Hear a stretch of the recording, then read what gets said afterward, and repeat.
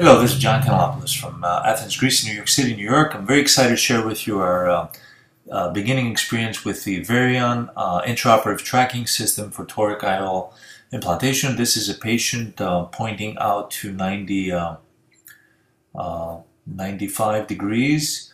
The Varian device is registering here intraoperatively. We of course have the preoperative data loaded already on the device that's attached to our operating microscope. You can see here the very nice big arrow and small arrow showing my main and paracentesis as far as cornea incisions. This will be a manual cataract case, not our usual LASIK case. And here I'm using the guidance from the device to place my incision exactly at the predetermined 130 degree the main and 180 the paracentesis.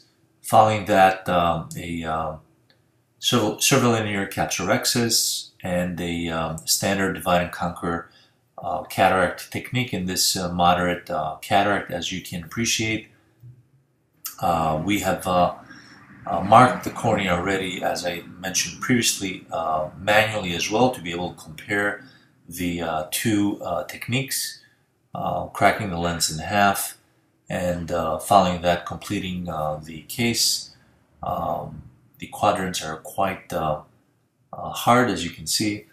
Use plenty of viscoat as my viscoelastic of choice to protect the endothelium, and here irrigation aspiration, removing the very dense cortical remnants.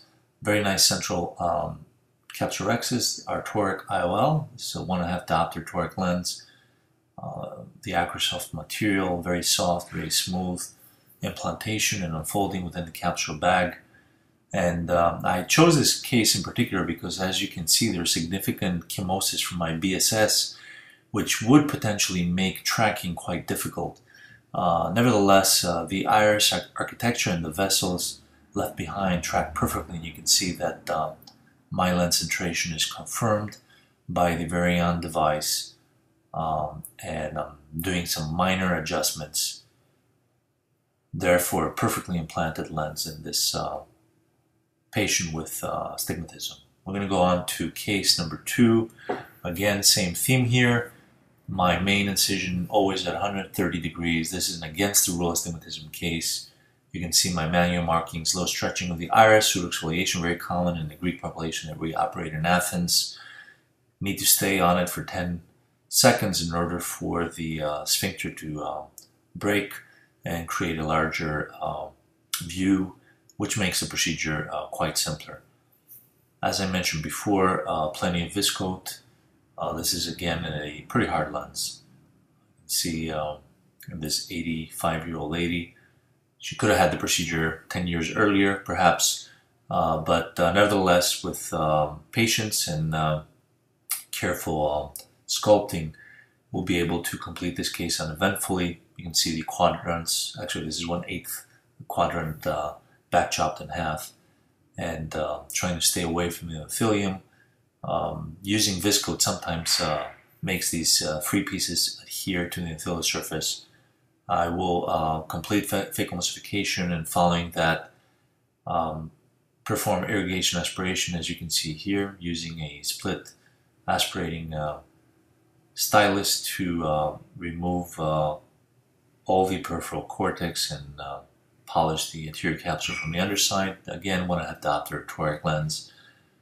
Acrosoft material, as I mentioned before, is excellent as far as safety and the smoothness with which it unfolds within the capsule bag. And the Varian part on our microscope is activated. Again, the patient has been scanned before surgery on the diagnostic device, and here intraoperatively. And a common problem, you can see my markings are on target, but they're quite inferior than the middle of the eye.